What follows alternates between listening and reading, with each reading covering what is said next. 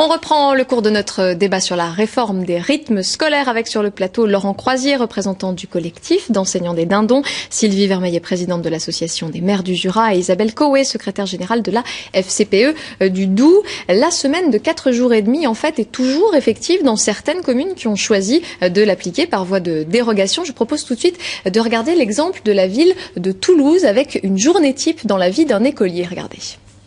Combien de minutes dans une heure? 9 heures, c'est le début des apprentissages. Les enfants sont au meilleur de leur forme. Emeric, comme ses copains du CE1, est vif. Concentrés, ce jour-là, ils apprennent à lire l'heure. La maîtresse profite de leur enthousiasme en ce début de journée pour leur apprendre les fondamentaux. Donc ton problème est résolu. Le matin, plutôt du français et des mathématiques, qui sont quand même des apprentissages qui nécessitent beaucoup de concentration et qui sont quand même, qui sont compliqués pour les enfants. Il est midi. La pause déjeuner dure 2 heures.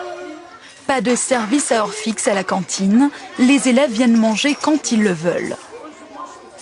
Le reste du temps, ils choisissent une activité parmi celles proposées sur ce tableau par le centre de loisirs associé à l'école. Pour se remettre un petit peu en route. 14 heures retour en classe, il leur reste 2h30 de cours, plutôt que 3 heures dans les écoles qui sont à 4 jours. Le souriceau. Descends vite et pousse mon bateau. Au programme, lecture d'un conte et art plastique. 2h30 plus calme, où les élèves sont moins sollicités. 16h30, l'école est finie, mais la journée continue pour la majorité des enfants. Tout y est bien encore, regarde, il y a encore de la levure. Ce sont maintenant les animateurs du centre de loisirs qui prennent le relais jusqu'à 18h30. Il y en a pour tous les goûts. Le goût de la fraise tagada pour l'atelier cuisine. Emeric, lui, reste à l'étude pour faire ses devoirs. Alors c'est devant quelle lettre qu'on met un E juste après le G? À ses côtés, une enseignante de l'école. Elle est volontaire et cette fois payée par la mairie. Cantine, centre de loisirs, études. La semaine de 4 jours et demi à Toulouse coûte 20 millions d'euros d'argent public par an, soit 715 € par enfant. Les parents, eux, ne versent qu'une petite participation. Isabelle Cauet, en tant que maman, en tant que parent d'élèves, ça vous fait rêver un système comme ça? Je vous voyais regarder le sujet. Ce qui fait rêver, oui, c'est le choix aussi des enfants de ce qu'ils font de leur temps sur le temps de midi, parce que je pense que le temps libre qu'on a, c'est quelque chose de vraiment très très précieux. Ça relève de l'intime, c'est aussi peut-être aussi une des raisons pour lesquelles les enseignants ont peut-être effectivement une réaction comme ça, et c'est tout à fait légitime. Hein. Le temps libre, c'est quelque chose de très intime et de très important. Et le fait de pouvoir choisir ce qu'on fait, c'est vraiment quelque chose oui, qui fait rêver sur ce temps de midi. Je voulais réagir par rapport au temps de devoirs aussi. Nous, c'est vraiment pas quelque chose qu'on souhaite. On veut pas que les périscolaires fassent de l'aide aux devoirs. D'abord parce que... Là, c'est une professeure qui est payée par la municipalité, c'est un enseignant. Oui, mais bon, le temps personnel de l'enfant, pour nous, c'est quelque chose d'important. L'enfant doit apprendre à travailler en autonomie, doit pouvoir revoir des choses qu'il a fait avant, mais ça doit être fait sur le temps de classe. Hein, les enfants, ils ne peuvent pas être attentifs aussi longtemps dans une journée, et c'est pour ça qu'on raccourcit le temps scolaire. Sylvie Vermeillet. Il ne m'a pas échappé que ça coûtait quand même 20 millions pour Toulouse. Donc voilà, ce n'est pas neutre, mais que ce soit un choix politique, c'est tout à fait entendable, et je trouve que voilà, c'est très très légitime quand il s'agit de prendre en charge. Le côté à la carte, par exemple. Alors le côté à la carte est intéressant, mais j'imagine qu'à Toulouse, c'est peut-être plus facile d'avoir des intervenants, bénévoles ou non, pour mettre en place des actions d'une telle qualité. Ça sera quand même un problème pour toutes les communes rurales de Franche-Comté, et c'est quand même la majorité. À quels intervenants va-t-on faire appel, bénévoles ou non d'ailleurs? Même en payant, on n'a pas forcément accès aux enseignants de qualité. C'est injuste pour vous? Bien sûr que c'est injuste. Pour les petites communes. Et justement, d'où ce que je disais tout à l'heure par rapport à cette inégalité des chances. Il ne faudrait pas que cette réforme des rythmes scolaires amène des zones à forte valeur ajoutée, zone urbaine, parce qu'il y aura pléthore d'activités, et puis que pour le coup, le monde rural, qui reçoit déjà pas beaucoup de l'État, soit encore amputé parce que les collectivités, même au-delà des moyens, n'auront pas forcément le service à proposer aux enfants. Et ça, l'Association des maires du Jura veillera à ce qu'il y ait une certaine équité de traitement. Mais ce n'est pas l'Association des maires qui va créer des associations, qui va créer des intervenants. Mais je sais que, en tout cas, on s'est entendu pour travailler de concert avec monsieur le directeur d'académie dans le Jura pour faire au mieux. Mais justement, il faut quand même veiller à ce que le monde rural puisse offrir aussi des prestations de qualité. L'exemple de Toulouse est vraiment très intéressant. Il est coûteux, peut-être, mais au-delà du coût, moi je reviens sur l'importance de la qualité de ce qu'on offrira aux enfants. Laurent Croisier, justement, sur cet exemple je voulais réagir. De Toulouse. Faudra donner sur votre site internet l'adresse de l'école, parce que je pense que beaucoup d'enseignants vont demander leur mutation. Non, vous aussi, ça vous fait... Non, mais sérieusement, ce système-là, plus sérieusement, mais ce reportage, il pointe une des grosses faiblesses de la réforme. C'est-à-dire que là, vous montrez une situation idéale, une classe calme, du périscolaire organisé, qui coûte cher, hein, mais organisé. On montre bien que cette réforme, elle amplifie les inégalités entre les communes. Concrètement, comment... Toutes les classes ne sont pas comme ça ? Concrètement, comment un village de 1000 habitants peut avoir des infrastructures, recruter entre 8 et 10 animateurs, pour 1000 habitants, entre 8 et 10 animateurs, pour 45 minutes, en plein milieu d'après-midi. Là, c'est aussi le papa qui parle, hein. C'est pas forcément que l'enseignant, mais ça nous interpelle, hein. Les élèves, par les temps actuels, moins 5 degrés, quand on n'a pas les locaux pour les mettre au chaud, j'ai pas envie que mes enfants, moi, soient dans la cour à part moins 5 degrés. Quelle serait justement la solution pour les petites communes, pour les endroits où effectivement il n'y a pas toutes ces infrastructures ?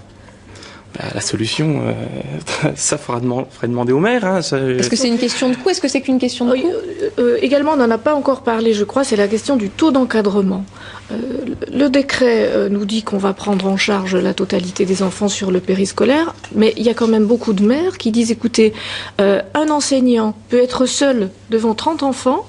Par contre, si on applique les ratios que l'éducation nationale nous demande, nous, pour les mêmes 30 enfants, il nous faut 3 personnes. Alors ça, c'est amené à être changé, en tout cas dans les projets qui étaient du gouvernement. Mais est-ce que c'est pas surtout une question de moyens, une question d'argent ? Et est-ce que, encore une fois, est-ce que les parents là-dessus sont prêts à apporter leur contribution pour permettre justement d'avoir un bon encadrement ? Déjà, je voudrais rebondir sur la question des inégalités, parce que actuellement, effectivement, il y a des inégalités dans l'école, il y a des inégalités aussi dans les activités périscolaires. Qui se soucie aujourd'hui des inégalités du mercredi ? Actuellement, un enfant, en fonction de là où il habite, s'il n'a pas accès au même service, s'il n'a pas le même vécu le mercredi. Si la réforme se met en place, pour la matinée du mercredi ou du samedi matin, il y aura quand même ça. Ça existe déjà, ces inégalités. Oui, alors après, effectivement, faut pas les accentuer. Et effectivement, nous, à la SCPE, on sera attentif à ça. On va peser pour on a demandé un fonds de péréquation. Bon, il a été mis en place, il sera pas pérenne. Mais après, il faut bien commencer par quelque chose. Voilà. On peut imaginer, il y a le transport scolaire, il y a la cantine, les enfants sont pas complètement coincés dans une commune. Est-ce qu'on peut pas imaginer, Madame Vermeillet, par exemple, une mutualisation des communes, justement, de pouvoir se mettre à plusieurs, ce qui se fait déjà avec les communautés d'agglomération ? Bien sûr. Le champ du... C'est pas impossible. Oui, le champ du possible est vraiment très important. Je rappelle simplement qu'on a 1 mois pour se décider et que c'est quand même ce qui complique. Nous restons favorables à cette réforme, pour peu qu'on arrive à sortir un projet de qualité. Et la question des transports scolaires, vous parliez tout à l'heure du mercredi ou du samedi. Les conseils généraux sont quand même impliqués au premier plan. Je doute que les conseils généraux aient envie de financer et des transports le samedi et des transports le mercredi en supplément, parce que pour le coup, eux, c'est une charge supplémentaire. Il faut quand même une vraie cohérence. Il suffit pas que chaque commune dise « moi le samedi, moi le mercredi ». Il faut aussi que le Conseil général et les transports scolaires puissent suivre derrière. Donc, je trouve que les choses sont précipitées, qu'il y a beaucoup d'incertitudes dans le projet qui nous est présenté. Et puis, au-delà de ça, vous venez d'évoquer la question du fond. Bah oui, 50 € par élève pour cette année, plus une majoration de 40 € pour les communes DSU, DSR avec des dotations particulières. Et l'année prochaine, rien, sauf ces communes Est-ce que par rapport à cette question financière, Laurent Croisier, ça vous énerve pas un petit peu de savoir que finalement on ramène le bien-être de l'enfant à un moment donné à une question financière? Obligatoirement. Oui, maintenant, c'est la société actuelle qui veut ça. Question financière, on est en pleine période de crise, c'est pas moi qui le dis. On l'entend suffisamment à la télévision. Donc forcément, les coûts économiques doivent être pris en compte. Mais ça montre encore qu'il n'y a pas eu assez de concertation dans le projet. La Constitution aussi. La Constitution dit que les collectivités s'administrent librement. En l'occurrence, l'État transfère des charges au niveau des collectivités. Il est un petit peu normal que l'État subvienne aux charges qu'il transfère aux collectivités. Par rapport à cette question, je rappelle quand même que pour l'éducation, les dépenses d'éducation, ce ne sont pas des charges à fonds perdus, ce sont des investissements et je pense que ça nous coûterait beaucoup plus cher de ne pas faire cet effort pour améliorer les résultats scolaires des enfants et leur bien-être. Pour vous, c'est un investissement qu'il faut faire, que ce soit de la part des parents, des collectivités? Oui, des parents. Vous voulez absolument me faire dire que les parents sont prêts à payer, je ne le dirai pas, parce que je pense que... Pourquoi? Il y a des familles, il y a beaucoup de familles, quand même, on est dans une crise financière. Voilà, les familles ont actuellement pas toutes les possibilités de financer ce genre de choses. Et puis c'est un choix de société aussi, je veux dire. Si on souhaite effectivement réduire le temps scolaire de l'enfant, mais ne pas réduire la journée scolaire pour pouvoir permettre notamment le travail des femmes, c'est quand même important. Forcément, il y a un temps supplémentaire en collectivité qui doit être choisi comme un choix de société. Alors qu'aujourd'hui, assumé par la les collectivités sont un peu à sec. J'allais dire, on est quand même dans un temps où c'est difficile de tirer toujours sur la corde. Ça coûtera plus cher si on ne le fait pas. Pour vous, ça coûtera plus cher si on ne le fait pas? Bien sûr, dans 10 ans, dans 15 ans, ça coûtera plus cher. Les enfants seront moins bien formés, ils se poseront peut-être plus de difficultés en termes de troubles sociaux dans les collectivités, etc. Ça coûtera moins cher de le faire maintenant que de ne pas le faire. Bon, on verra la réponse peut-être dans 10 ou 15 ans. En attendant, on verra effectivement quelles collectivités vont choisir d'appliquer ou non cette réforme d'ici la rentrée 2013. Merci à tous nos invités d'avoir été sur ce plateau aujourd'hui. Je vous donne rendez-vous la semaine prochaine pour un nouveau La Voix est libre. Passez une excellente après-midi sur France 3 Franche-Comté.